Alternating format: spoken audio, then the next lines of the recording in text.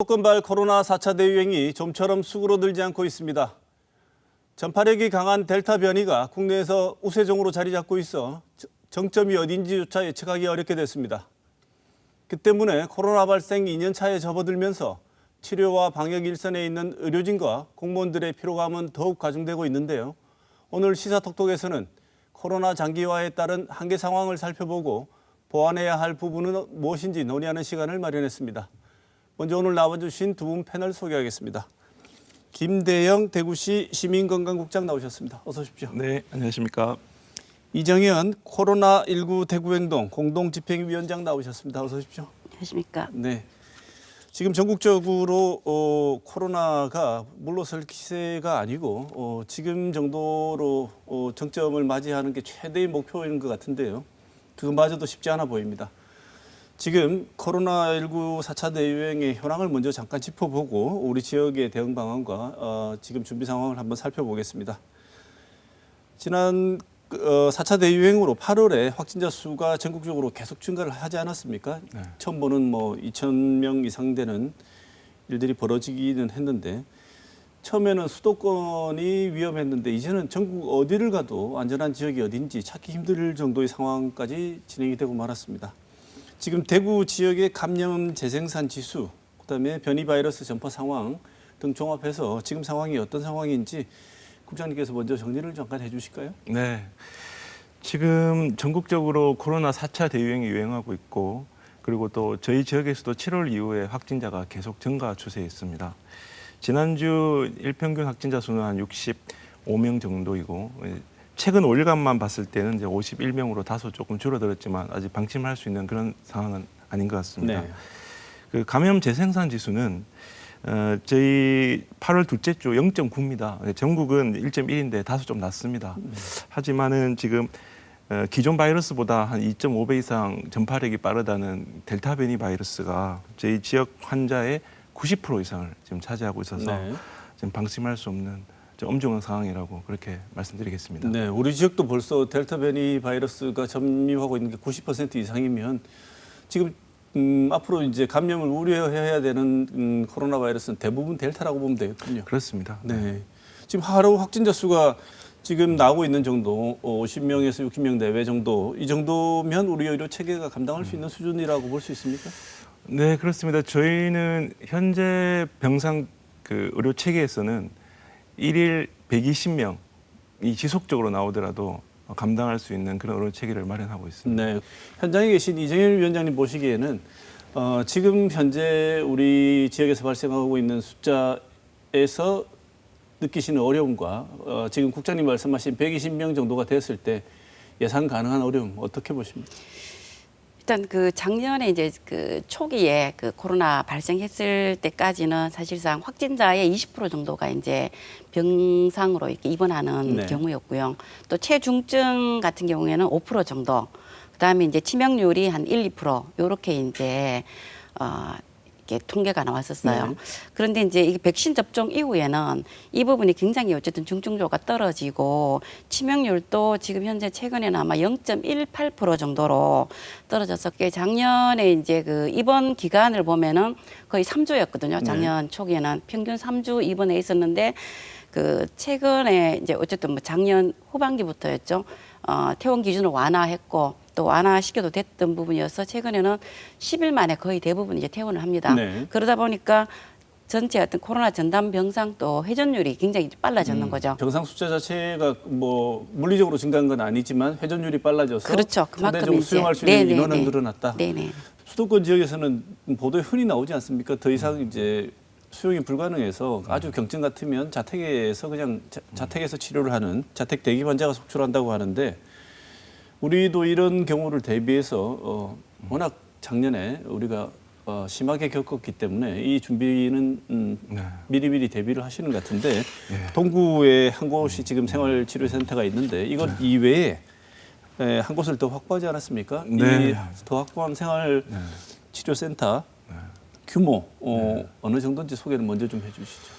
예, 그 저희는 현재 2개의 생활치료센터를 운영하고 있습니다. 첫 번째는 아까 말씀하신 이제 중앙교육연수원인데요. 거기는 6월 9일부터 운영을 하고 있고 160실 규모입니다. 최근에 이제 환자가 폭증하면서 8월 11일부터 그 경주 현대자동차연수원을 지금 오픈을 했습니다. 여기는 이제 그 280실인데요. 여기는 2인 1실까지 가능합니다. 네. 그래서 지금 한 560병상까지 확보를 했고, 그리고 저희가 이제 추가적으로 이제 더 환자가 나온다라면 추가적인 생활치료센터를 지금 준비를 하고 있습니다. 계획은 하고 계십니까? 네, 그렇습니다. 지금 현재 제2생활치료센터에 지금 환자들이 들어가 계십니까? 네, 그렇습니다. 지금 1 생활치료센터는 한 140명 정도 들어가 계시고요. 그리고 2 생활치료센터는 한 200명 정도 들어가 계십니다. 1치료센터가 포화 상태라서 2치료센터로 가신 겁니까? 네, 포화 상태라기보다는 저희가 보통 가동률이 한 50% 정도 차면 새로운 생활치료센터를 이제 준비를 합니다. 네. 예, 그런 의미에서 하나 추가적으로 더 개소했다 보시면 되겠습니다. 네. 제가 걱정하는 이유는 지금 센터는 개소해서 병상 확보하는 것은 아주 중요한 문제, 1차적인 중요한 문제이긴 하지만 지금 의료진 상황은 어떻습니까? 현재 그 기존의 그 병원에서 그 기존 의료진들을 활용하고 병원을 운영하고 있고요. 그리고 이제 부족한 의료 인력은 그 중앙 그 수습본부에서 네. 요청을 해서 파견 의료 인력을 받아서 하고 있습니다. 하고 있고 또 더 추가적으로 필요하다라면 저희가 의사회나 간호사회나 간호조무사회나 각종 그 협회를 통해서 제가 이제 자발적으로 인력을 모집해서 좀 투입하고 있는 그런 상황입니다. 네, 지금 현재 수급에는 문제가 없다는 말씀이십니까? 그런데 현장에서 직접 담당하고 계신 이정현 위원장 보시기에는 현재 상태는 우리가 그렇게 심각하지 않으니까 문제가 없어 보이는데 치료센터가 지금 2개까지 개소가 된 상황인데 의료진들 상황은 어떻다고 보십니까?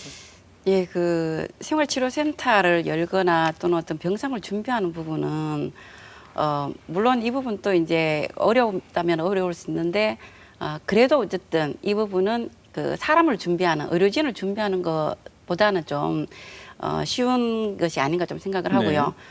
근데 이런 부분은 그냥 여는데 결국은 이제 거기에 이제 의료 인력에 대한 준비가 이제 얼만큼 그 잘 됐느냐 이제 이 문제인데 사실상 요번에 이제 지금 지난주부터 해서 계속 나오는 게 지금 생활치료센터에서 사망자가 지금 네, 나오지 않습니까? 결국 이 부분이 이제 결국은 의료 인력에 대한 준비가 이제 결국은 부족한 것 때문에 발생했지 않았나 좀 생각을 하는데 네. 대구 같은 경우도 거의 지금 기존에 지금 병원에서 그 생활치료센터에 이제 그 파견할 의료 인력을 이렇게 이제 그 차출하는 이런 형식으로 지금 진행을 하고 있더라고요. 네. 그래서 이제 사실상 이제 경북대 병원이 그나마 그래도 간호 1등급으로 인력이 많은 곳임에도 불구하고 이곳에도 결국은 기존의 일반 환자들을 다 보고 있고 항상 지금 간호 인력은 부족한 상황인데 여기서 또 이제 생활치료센터로 보내기 위한 그 간호 인력들을 또 차출하려고 하니까 굉장히 현장은 또 많이 힘들어하죠. 네. 결국은 이제 이런 그 인력에 대한 이제 준비가 이제 대구시에서 좀 더 이렇게 치밀하게 현장과 이렇게 좀 준비가 좀 아직 좀 부족한 게 아닌가 좀 그런 생각이 많이 들어요. 예. 지금 그 인력을 간호 인력, 의료진을 준비하는 과정이 국장님 말씀하실 때 자발적으로 협조 요청을 해서 자발적으로 준비를 하고 계신다, 동의하시는 분들을 통해서 준비하고 계신다고 했는데 이런 경우에 자발적으로 지원하시는 분이 많지 않으면 그다음에 또 서울 쪽에다 요청을 서울이 지금 우리보다 상업 수도권이 더 급한 상황인데 보낼 인력이 도저히 없을 것 같습니다. 다른 지역 마찬가지고. 네. 그래서 조금 더 이정현 위원장님 말씀을 참고하자면 준비가 구체적으로 좀 이루어져야 될 것 같은데 이 부분은 준비하고 계십니까? 조금 부연 설명을 드리면요. 이렇습니다. 그러니까 이제 저희가 총 그 2가지 형태로 운영을 하고 있는데 하나는 이제 감염병 전담병원이라고 해서 네. 대구 의료원이나 대구 동산병원이나 칠곡 경대병원이 감염병 전담병원을 운영하고 있습니다. 거기는 이제 원칙적으로 그 병원에 있는 인력을 이제 활용하는 거고 네. 필요시에 이제 아까 말씀 중수본이라든지 아니면은 그 협회를 통해서 인력을 차출받아서 보완하는 형태를 네. 하고 있고 생활치료센터는 그 자발적으로 모집해서 하는 게 아니고 그는 이제 저희가 각 병원별로 생활치료센터를 이제 하나씩 맡겨서 이제 운영을 하고 있는데 예를 들어서 지금 우리 그 중앙교육연수원 같은 경우에는 계명대학교에서 지금 운영을 네. 하고 계시고 지금 이제 그 경주생활치료센터 같은 경우는 바티마 병원에서 지금 네. 운영하고 있습니다. 이제 다음 주부터는 대구 보훈병원이 이제 들어가서 네. 같이 공동, 왜냐하면 좀 크기 때문에 이제 그런 문제 있는데, 아까 이정현 위원장님 말씀하신 것처럼 이제 코로나를 위한 어떤 인력을 뽑아서 하는 부분도 있지만, 이제 그런 것들 인력이 이제 원활하게 수급이 바로 안 될 수도 있기 때문에 그런 경우에는 불가피하게 기존의 인력을 투입해야 되는 그런 상황이 있어서 그 사이에 어떤 그 의료 공백이 조금 발생할 수 있는 그런 부분인데, 이런 부분들은 이제 저희 대구시만의 문제는 아니고 사실은 이 코로나 팬데믹 상황에서 조금 불가피하게 또 좀 감소해야 되는 네. 그런 부분이 아닐까 싶습니다만, 저희가 어쨌든 그런 부분도 좀 세밀하게 좀 챙기도록 그렇게 네. 하도록 하겠습니다. 네. 생활치료센터 하나만 더 짚고 넘어가죠. 지금 이정현 위원장님 방금도 말씀 주셨지만 이 보도에서 생활치료센터에 입소해 있다가 사망 사건이 계속 이 케이스가 자꾸 나오고 있습니다. 그래서 이런 걸 보게 되면 생활치료센터에 들어가 계신 분들이나 혹은 또 생활치료센터에 입소를 명령받은 분들이 굉장히 이 두려움이 크지 않겠습니까? 이 부분에 대한 긴급 점검 같은 건 한번 해보셨습니까? 왜냐하면 이 문제를 제기하신 분들이 하나같이 하시는 말씀이 굉장히 그 중증 상황인 것처럼 느껴지는 일이 발생했을 때 의료진과 연락하거나 접촉할 수 있는 방법이 없었다고 하소연을 하시기 때문에 이런 문제가 우리에게는 없는지 점검을 한번 해보셨는지요? 지금 생활치료센터에서 근무하시는 의료진하고 긴급으로 이제 회의를 했었습니다. 이제 했는데 결국은 이제 그 의료진의 어떤 그 상대적으로 부족한 부분, 그리고 이제 그 비대면으로 이제 진료를 하다 보니까 그 조금 이제 원활하게 진료가 안 되는 부분들, 그리고 이제 1차적으로는 이제 병상을 배정을 할 때, 그러니까 이제 그 당시에 그 환자의 어떤 증상, 그 무증상인 경우에는 이제 생치로 보내고, 이럴 경우에 환자에 대해서 면밀하게 조금 그 진단을 하지 못하고 좀 증상이 있음에도 불구하고 환자가 내가 증상이 없다라고 하면 또 생치로 그냥 일률적으로 보내버리는 네. 그런 문제들이 좀 있더라고요. 그래서 저희가 저희 시에서는 이제 지금 그 병상 배정을 할 때 꼭 이제 통화를 하고 기저질환이 있는지를 확인을 해서 정말 무증상이고 나이가 좀 어린 사람들 중심으로 생치를 보내고 있습니다. 네. 그리고 어제 이제 의료진하고 얘기했던 부분들은 일단 조금 폐렴 증상이 조금이라도 있으면 엑스레이를 찍어서 판독을 해보고 조금이라도 문제가 있으면 이제 바로 전원을 하겠다. 예, 그래서 그 전원 시스템은 소방본부하고 지금 협의가 돼 있고요. 그래서 하여튼 그런 문제가 저희 지역에는 발생하지 않도록 최선을 다하겠습니다. 네. 자, 그러면 그 생활치료센터에서 전원을 하거나 이럴 때도 제일 먼저 가거나 환자가 발생할 경우에 현재 우리 지역에서는 코로나 전담병원에 입원하는 게 우선이지 않겠습니까? 지금 대구의료원, 동산병원, 칠곡 경북대병원 세 군데가 이제 전담병원으로 지정이 돼 있는데 그래도 여유가 조금 있다고 말씀은 하셨습니다만 병상 가동률이 지금 현재 어느 정도 되나요, 위원장님? 지금 보니까 대구의료원 같은 경우도 이제 최근에 한 50% 정도까지 떨어졌더라고요. 지난 이제 8월 초까지만 해도 이제 100명 이상 이렇게 발생됐을 때는 거의 이제 풀로 200병상까지 찼는데 거의 이제 퇴원을 많이 하면서 50%가 됐고, 대부분 이제 동산병원이 한 60% 조금 넘고 칠곡 경북대 같은 경우도 한 50% 정도 네. 지금 상대적으로 우리 지역은 그래도 숨쉴 구멍은 아직 있는 거군요. 네. 지금 이제 코로나가 이렇게 진행되고 델타 변이까지 나오고 하면서 조금 이런 감이 있지만 이제는 코로나 없이 사는 세상은 힘들지 않을까 이런 얘기들도 많기 때문에 의료 체계나 준비하는 모든 대책이 중증 환자가 발생해서 사망 환자가 일어나는 것을 막는 데 가장 중요성을 먼저 1차적인 중요성을 줘야 되는 지점이 된 것 같습니다. 지금 전담병원 의료 자원은 뭐 계속 부족한 건 사실이지만 우리가 워낙 힘든 시기를 겪었을 때에 비하면 그래도 뭐 이 정도면 괜찮을 것 같은데 그래도 여전히 의료 자원들 힘들어하시는 것 같은데 지금 병원에 계신 분들은 지금 현재 상황을 어떻게 평가하고 계십니까? 칠곡 경북대도 이제 어떤 그 임상 실습동이 이제 확장하는 그 과정에 이제 네. 빈 병상을 그대로 코로나 전담 병상으로 옮기다 보니까 그 부분은 이제 이렇게 전환하는데 쉬웠지만 실제 이제 간호 인력이 이제 부족하다 보니까 준비가 이제 미리 안 되다 보니까 아까 말씀하신 대로 이제 중대본, 중수본 이쪽에서 이렇게 파견을 일부 오고 그렇게 이제 운영을 하더라고요. 근데 이제 이게 이제 파견이라는 인력이 사실상 그 전에도 이제 한번 이제 말씀을 드렸었는데 이 파견 인력도 실제 어떤 그곳의 어떤 각 병원마다 어떤 간호 시스템은 좀 다 다르거든요. 네. 상황도 다르고. 그럼 거기에 적응하고 실제 어떤 오리엔테이션 기간이라는 그 기간이 거의 일주 이상을 이렇게 지나야지 적응을 가능합니다. 이제 새로운 사람들과의 어떤 또 이렇게 이제 협조 어떤 네. 이런 부분들도 협력 부분들도 이제 같이 적응해가는 이런 부분들도 이렇게 굉장히 시간이 걸리고 이것 때문에 파견 오시는 분이나 기존에 일하시는 분이나 모두가 이제 이 상황을 힘들어하는 네. 거예요. 그런 것 때문에 숫자는 채워졌을지 몰라도 현장에서 어떤 힘들어하는 부분은 이제 그런 것들이 가장 힘들고요. 네. 또 특히 이제 그 대구의료원 같은 경우는 기존에 이제 원래부터가 이제 인력이 부족했지 않았습니까? 네. 이제 대구의료원의 어떤 여러 가지 어떤 그 처우나 어떤 근로 조건 때문에 사실상 어떤 사직하고 이런 부분에 이제 간호사들이 많습니다.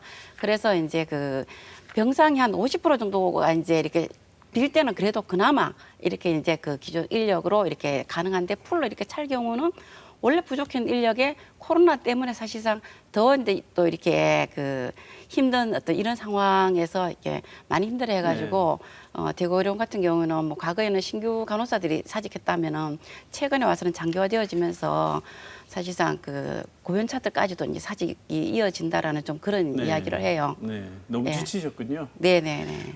사실 더 이상은 못 하겠다고 파업을 예고하실 정도로 번아웃이 됐다고 하시는데 우리는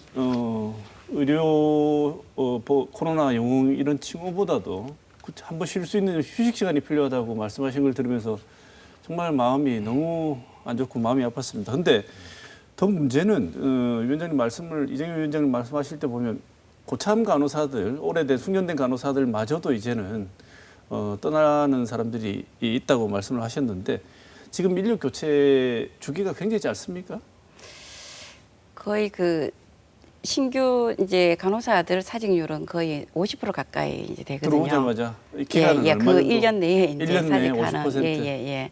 그런 경우인데 어쨌든 우리 대구 지역 같은 경우는 대구의료원이 이제 가장 좀 그런 부분이 좀 심각한 이제 네. 상황이라고 보고요. 원래 이제 간호사들 이제 처우 부분이 사실상 병원 종별 그래가지고 이제 종합병원이 이제 상급 종합이냐 뭐 의원급이냐 이런 거에 따라 가지고 임금 격차가 굉장히 좀 심하죠. 네. 차이가 많고 그런데 어쨌든 대구의료원 같은 경우는 우리 지역에서도 이제 가장 이제 지금 현재는 코로나 상황에서 가장 힘들게 이제 일을 함에도 불구하고 처우나 이제 이런 부분들은 거의 비슷한 동급의 어떤 병원들에 비해 가지고 처우가 거의 임금이 거의 70 내지 80%밖에 되지 않는 걸로 알고 있어요. 네. 그러다 보니까 이제 사직이 이제 장기간 힘들어지고 하니까 고연차들까지도 사직하는 좀 이런 부분이 이제 생겨나고 있죠. 네, 이 말씀을 들으면 일반 시민들, 시청자들 지금 보고 계신 분들 이해가 안 되실 텐데 국장님 어떻게 생각하십니까? 그렇습니다. 이제 대구 의료원이 사실은 이제 임금 수준이 사실은 이제 다른 지방 의료원에 이제 우리가 비교할 수 있는 예를 들어서 부산 의료원이나 이제 특광역시 의료원은 이제 부산하고 인천하고 이제 대구가 있는데요. 부산이나 인천에 비해서 조금 낮은 게 현실입니다. 그래서 저희가 조사를 해봤습니다. 해보니까 부산 의료원이 한 85% 정도 수준입니다. 저희가. 그래서 왜 이렇게 낮을까 해보니까 이제 그전까지 이제 우리 대구 의료원이 수익성이 좀 낮다 보니까 이제 아무래도 이제 인센티브를 통해서 급여를 올릴 수 있는 약간 그런 유인책이 좀 없었고 그리고 이제 기본적으로 이제 또 의료진들께서 또 그런 이제 시 재정상 이런 부분들을 또 감안해 주셔가지고 임금 수준이 좀 낮은 것으로 판단이 됩니다. 그래서 저희가 이번에는 좀 이걸 대폭 개선해 보자. 네. 이번에 이 공공의료가 핵심 어떤 아젠다로 지금 부상하고 있는 이때에 또 대구 의료원이 코로나의 최전선에서 지금 고생하고 계시는데 이번 기회를 통해서 어떤 사기 진작과 또 새로운 어떤 대구 의료원의 제도약을 위해서 기본적으로 임금 처우 개선이라도 좀 제대로 하자 이렇게 지금 공감대가 형성이 되었습니다. 네. 그래서 저희가 뭐 바로 부산 의료원 수준으로 1년 만에 갈 수는 없는 거고 한 5년 정도 계획을 세워서 5년 안에는 부산 의료원 수준으로 간다. 이 큰 지금 목표는 세웠습니다. 네. 그리고 지금 아주 세부적으로 그럼 예산 지원을 어느 정도까지 해야 되고 그러면 단계별 어느 수준까지 예산 그 단계적으로 올려야 될지 임금을 그런 부분들에 대해서 지금 아주 심도 있게 고민하고 있고 조만간 발표를 할 예정입니다. 네, 5년 장기 과제로 하기에는 지금 너무 지쳐서. 그래서 좀 네. 부연설 드리면 그 5년으로 해서 예를 들어서 저희가 15% 차이라고 해서 3%씩 이렇게 올리는 건 아니고 지금 현재가 좀 유력한 안은 일단 40% 정도를 바로 올리는 겁니다. 네. 네, 바로 올려서 일단 하고 그 다음부터는 부산도 이제 물가 상승 수준으로 올라갈 거거든요. 그래서 저희는 부산이 물가 상승 수준으로 올라가는 걸 감안해서 저희가 또 3% 5%씩 올려가지고 최종적으로는 이제 네, 30%. 궁극적으로는 네. 그렇게 하신다고 하더라도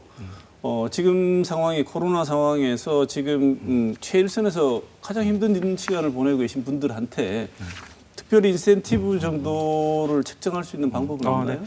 그 부분도 저희가 이제 하고 있습니다. 사실은 이제 그 금전적 지원을 조금이라도 도움 드리기 위해서 저희가 작년에 이제 시 예산을 투입해서 그 근무 난이도에 따라서 이제 8만 원에서 5만 원 일 수당입니다. 그래서 위험 수당을 지급하였고 교육 수당도 이제 1회 15만 원 지원을 했고요. 그다음에 이제 시 예산 이외에도 국비에서도 좀 이제 그 일 한 4만 원 정도의 이제 위험 수당이 사실 지급이 됐습니다. 그리고 이제 그 대구 의료원 자체적으로도 이제 여러 가지 인센티브를 저희가 지금 고민하고 있는데 한 곳도 있고 하는 것도 있는데 예를 들어서 하위직 간호사에 대해서 교대 근무 수당을 인정해 준다든지 예를 들어서 지금 10만 원인데 한 7급 경우에는 2만 원, 8급 경우에 3만 원 인상을 한다든지 그리고 좀 계약직을 좀 정규직화한다든지 또 여러 가지 또 휴가를 준다든지 이런 좀 다방면으로 그 지금 지원 개선을 현재 위해서 인센티브가 그런 걸 주고 계신다고 하는데 이정규 위원장님 어떻게 보십니까? 뭐 부족할 수도 지금 있겠지만. 그 대구시랑 지금 어쨌든 병원하고 이제 어떤 협의는 하고 있는 걸로는 알고 있습니다.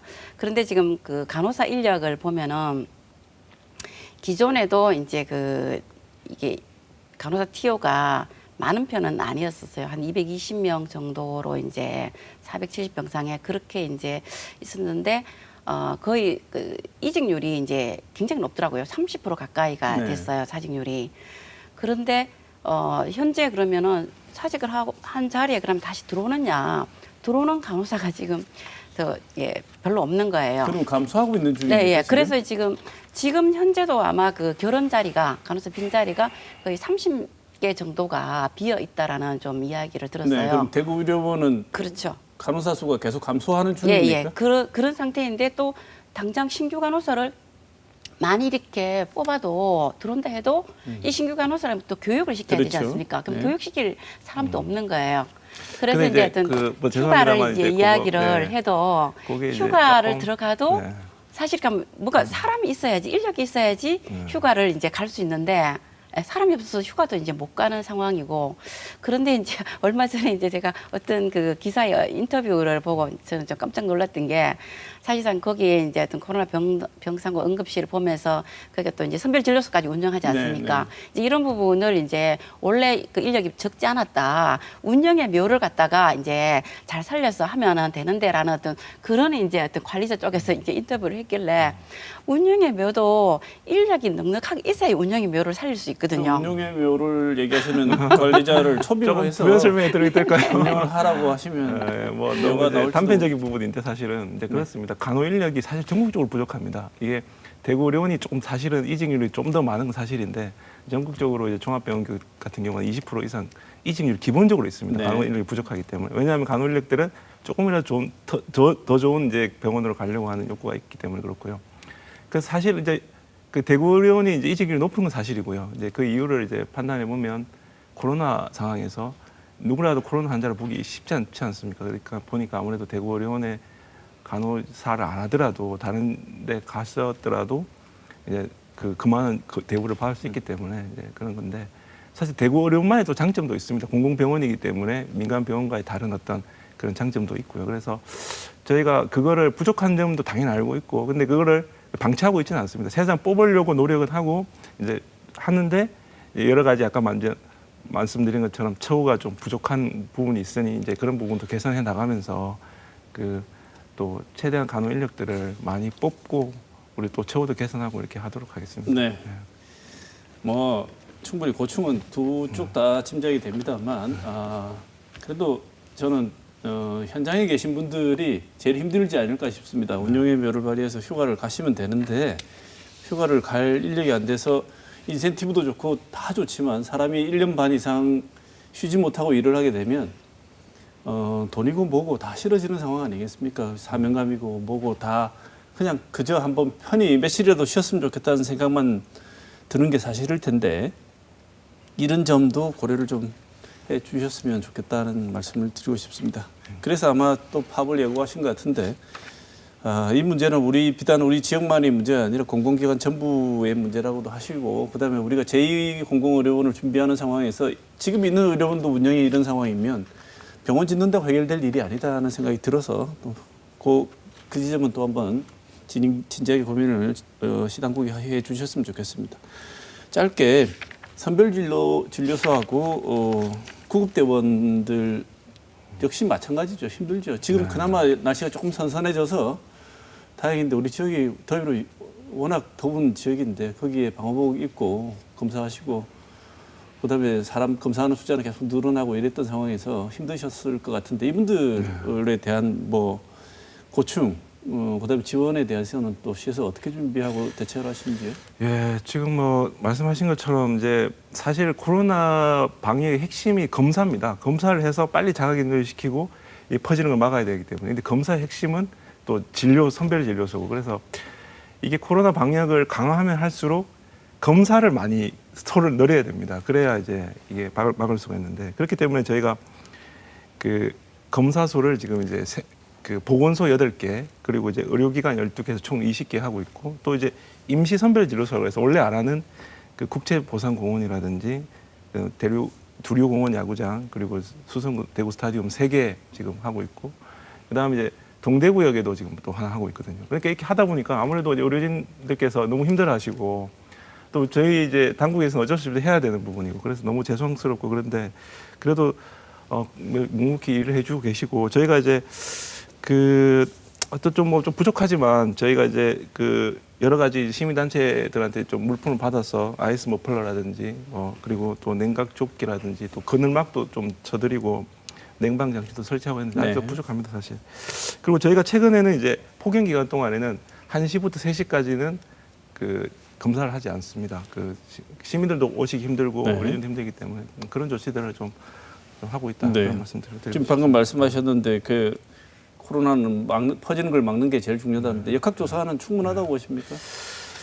역학조사도 사실은 이제 그 저희가 처음에 초기 팬데믹 때는 이런 준비가 좀 부족했던 게 사실입니다. 하지만 그걸 겪고 나서 저희가 지금 현재는 총 16명의 역학조사원이 지금 시에만 그렇게 근무를 하고 있습니다.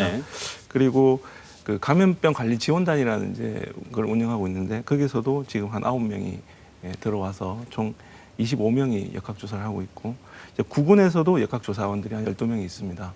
근데 이게 환자가 계속 많이 발생하고 대량으로 이렇게 하면 역학조사원이 한계가 있습니다. 그래서 저희는 어떻게 하고 있냐면 예를 들어서 지난번 중구에 일반 주점이 터졌을 때 거기에 중구 동성로에 한꺼번에 많은 식당들이 확진자가 나오면서 그 일일이 동선 추적하기 어려웠거든요. 그래서 저희는 이제 시의 행정요원들 한 30명을 그 중구에서 투입을 해서 격리 조치하고 전화해서 자가격리시키고 이런 부분들을 탄력적으로 그렇게 지금 운영하고 있습니다. 앞으로 정부 정책과 함께 코로나 문제에 있어서 이 지점이 제일 중요하다고 생각하는 부분이 어디신지 짧게 말씀을 듣고 백신 얘기 한번 해보겠습니다. 이정현 위원장님 어떻게 보세요? 사실상 코로나가 이제 종식이라는 것 자체는 좀 어렵겠구나. 결국 코로나랑 같이 이제 어떻게 이제 그 일상을 이제 만들어 갈 건가라는 좀 그런 고민들이 좀 생기는 것 같아요. 예, 그러다 보니까 그러면 새로운 방역 체계가 좀 만들어져야 되는 게 아닌가.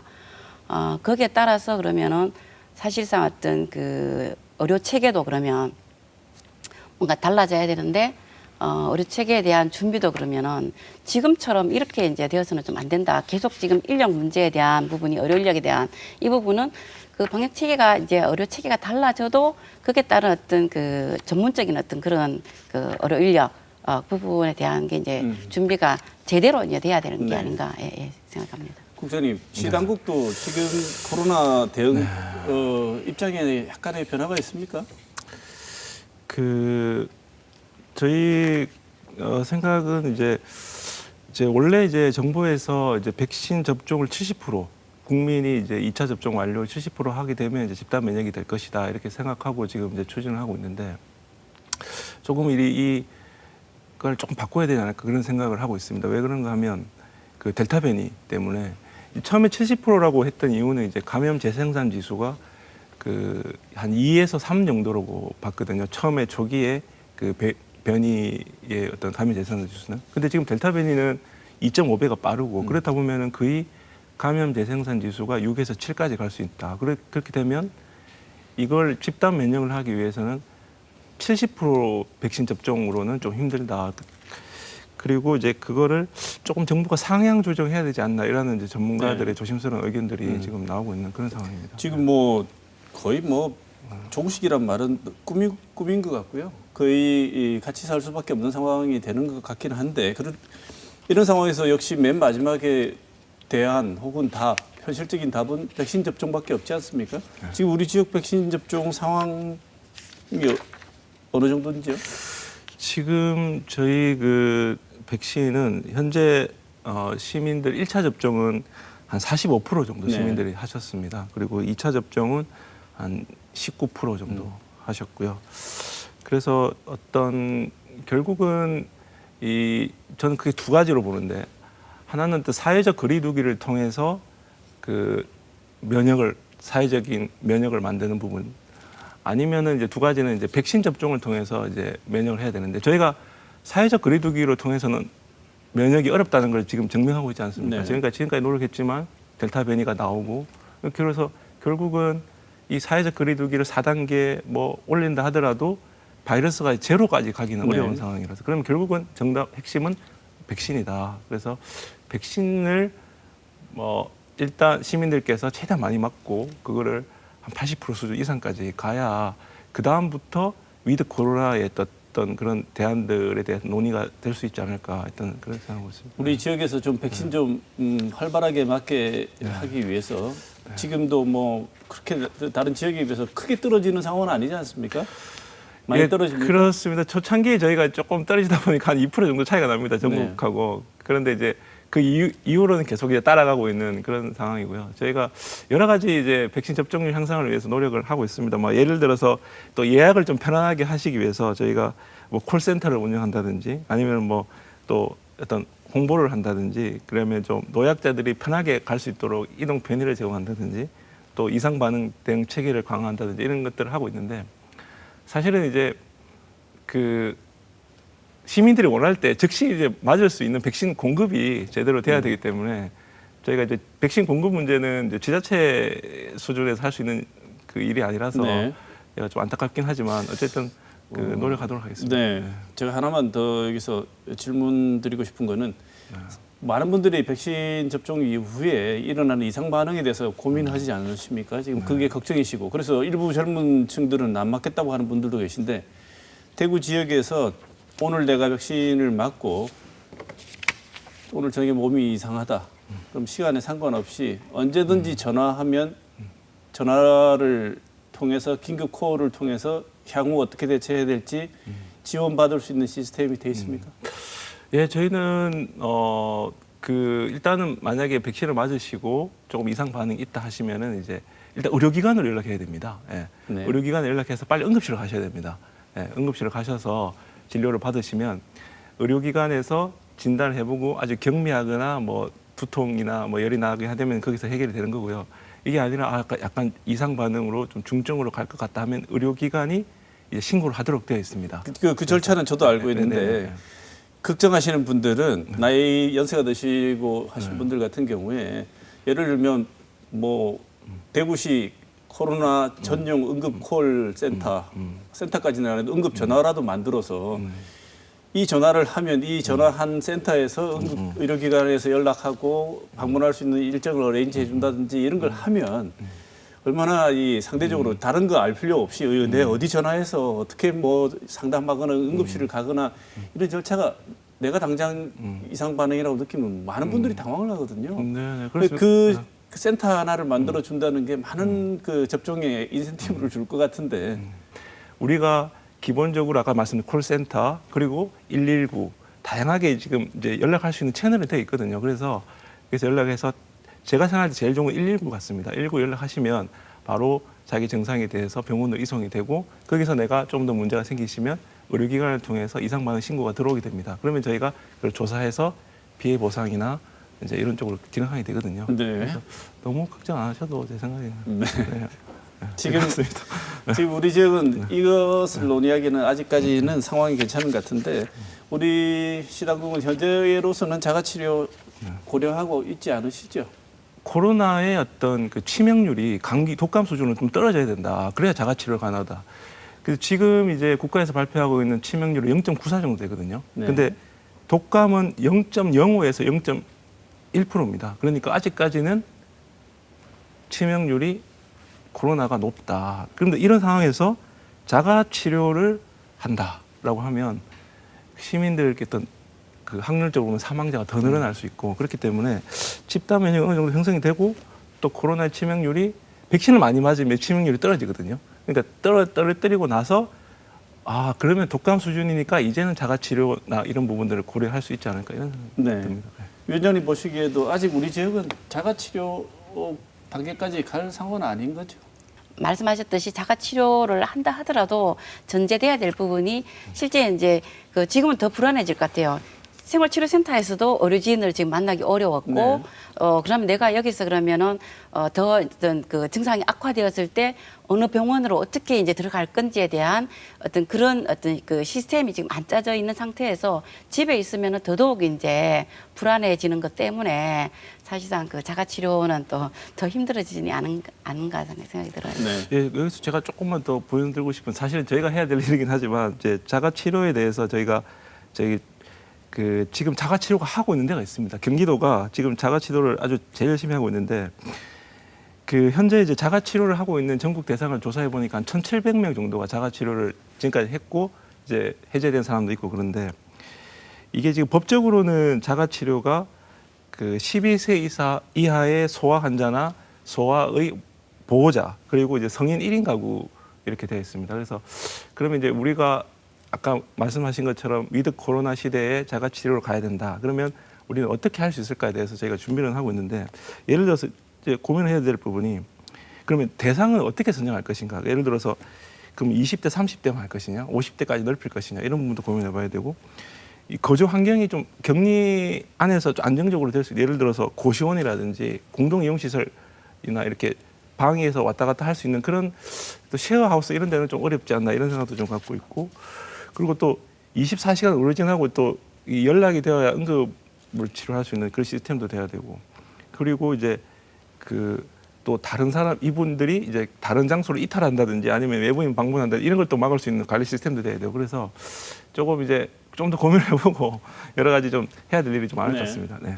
두 분께 짧게 마무리 발언할 수 있는 시간 1분씩 드리겠습니다. 먼저 국장님 먼저 하실까요?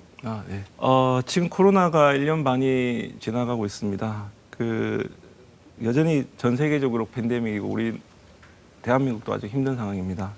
시민 여러분들과 의료진, 그 방역 당국의 모든 희생과 그 자발적인 참여로 지금까지 이렇게 나름대로 그래도 잘 선방하고 있는 것 같습니다. 그 앞으로 조금 더 힘드시겠지만 시민 여러분들께서 조금 더 힘내시고 모두가 좀 사회적 거리두기 해주시고 방역수칙 좀 잘 지켜주시고 그리고 백신에 좀 적극적으로 참여해 주신다면 그 소중한 일상이 빨리 돌아오지 않을까 그렇게 생각합니다. 네. 감사합니다. 이정윤 위원장님. 중대본에서 또 이제 같이 이제 이걸 해결해야 될 부분이고 대구시도 같이 좀 이렇게 해결해야 될 부분이 결국 간호사 처우 문제가 이제 가장 심각하거든요. 결국 처우 때문에 이제 그만두고 처우 때문에 이제 이 모든 이제 병원 현장을 이제 떠나고 있는 좀 이런 그 상황인 것을 좀 확실하게 알고 이번에 이제 그 노동조합에서도 이렇게 파업을 한다라는 것도 결국은 이제 어떤 처우 개선과 인력 기준에 대한 거 이제 이런 부분들을 좀 명확하게 좀 해서 이제 더 이상 좀 현장을 떠나는 좀 이런 간호사가 없도록 해서 해야 하는 것이 어쨌든 이후 코로나 이게 위드 코로나 시기 어쨌든 준비에 좀 중요한 부분이 아닌가 좀 생각을 하고요. 어쨌든 또 이제 장기화되면서 이제 변종이 계속 나오는 문제 때문에 끝이 보이지 않아서 정말 어떤 절망감이 이제 올 수도 있는데 사실 어떤 우리 그 일반 시민과 국민들께서도 어떤 백신 접종만 이제 되면은 어쨌든 치명률은 확실하게 떨어지고 이 코로나도 이제 관리를 할 수 있다라는 정도를 이제 생각을 하시면서 좀 희망을 가졌으면 좋겠다는 생각을 합니다. 이상입니다. 네. 코로나가 끝나지 않고 점점 새로운 국면으로 장기화하고 있습니다. 이 장기화하는 국면에 우리가 어디에 있는가를 한번 살펴봤고요. 대응 방안 그리고 앞으로의 이 전개 방향에 대해서 시당국과 국민, 우리 시민들 어떻게 해야 될지 한번 짚어보는 시간이었습니다.